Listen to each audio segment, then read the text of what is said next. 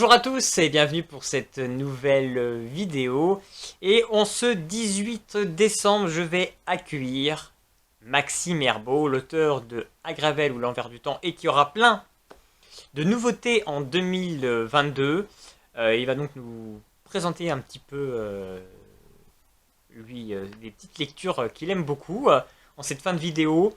Et je voulais limite rendre à travers cette vidéo un hommage à Maxime Herbeau parce que vraiment, comme je pu le dire sur des précédentes vidéos, ça a été la rencontre de cette année, la rencontre via les réseaux sociaux d'un auteur qui s'est montré d'une grande, comment dire, d'une grande disponibilité, d'un grand intérêt, d'une grande passion pour ce que je pouvais proposer, avec quelqu'un avec qui j'ai pu construire des petites choses sur les lives où il a toujours accepté de venir, d'intervenir en tant que chroniqueur, interviewer des auteurs.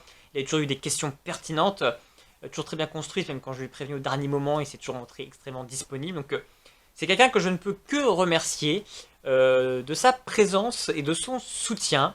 J'ai très hâte de voir ce qui va donc nous sortir en termes de romans l'année prochaine, de les découvrir, parce que j'aime beaucoup sa plume, comme j'ai pu dire sur une précédente vidéo, Aggraver le verre du temps, c'est pour moi un roman quand même coup de cœur. Donc j'espère que l'année prochaine, si je continue ma chaîne YouTube, qu'on pourra construire d'autres choses, peut-être aller plus loin. Et voilà, je trouve que c'est une belle rencontre des réseaux sociaux. Et j'en suis très content.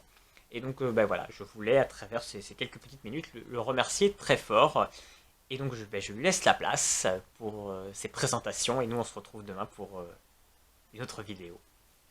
Bonjour tout le monde, merci Ahmad de m'inviter dans son grenier à histoire pour présenter quelques histoires qui moi m'ont beaucoup marqué. J'en ai trois à vous présenter aujourd'hui. Il y en a une qui est une bande dessinée, une autre qui est un texte, un livre et une autre qui est un film.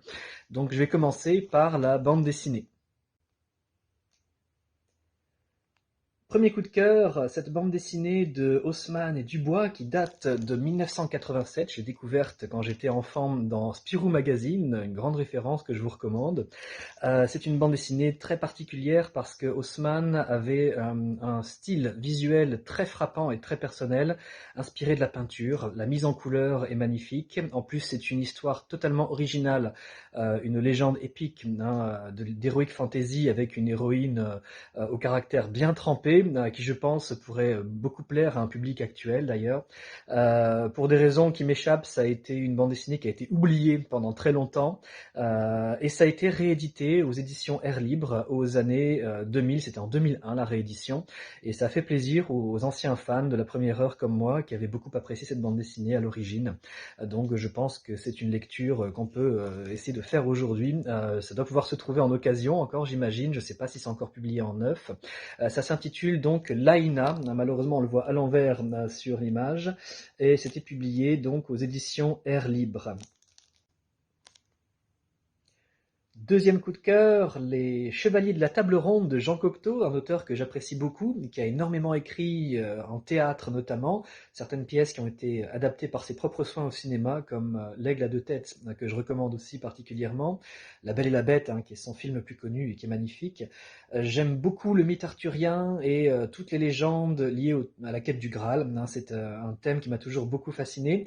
Et j'ai découvert un peu tard que Jean Cocteau, un de mes auteurs préférés, avait écrit sa propre version des légendes du Graal dans cette pièce, qui est extrêmement fluide et vivante à lire, qui est à la fois très divertissante, mais en même temps très riche de sens, très littéraire. Il a un style extrêmement accessible et très poétique à lire, et les dialogues sont superbes.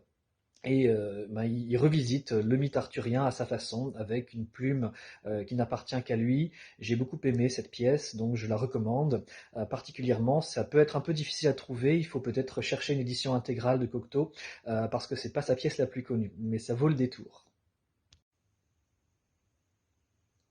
Troisième et dernière recommandation du jour, un film totalement inconnu qui s'appelle Synecdoche, New York, qui est sorti en 2008. Il a en fait été écrit et réalisé par le scénariste de Dans la peau de John Malkovich, qui est peut-être le film le plus connu auquel il est participé. Il s'appelle Charlie Kaufman.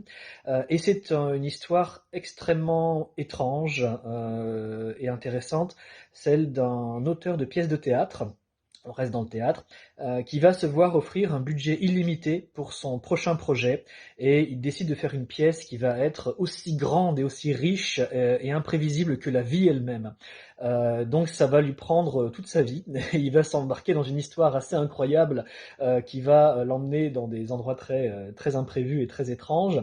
Et c'est une fable sur la création artistique, sur la tentative de faire quelque chose qui a du sens dans sa vie.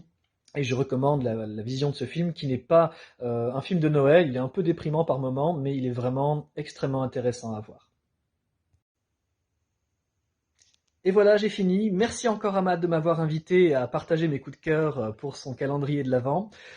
Et bon mois de décembre à tout le monde. À bientôt!